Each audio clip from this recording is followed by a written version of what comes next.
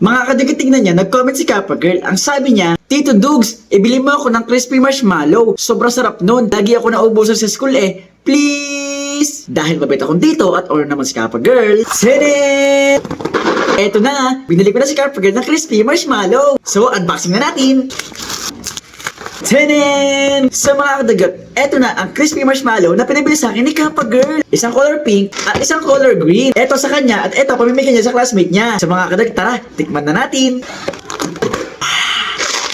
Ayan mga kulay niya. Kulay pink, blue, and yellow. So tikman na natin. Eto muna ang yellow.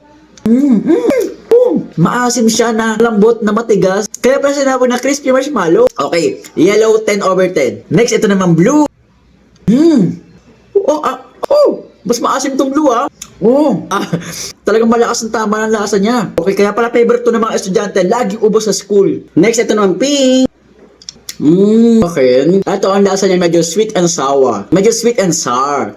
10/10. So mga kadagyot, tignan niyo naman kung gano'n siya kadami. Pero lagi itong sold out sa school. Tignan niyo naman kasi, di ba?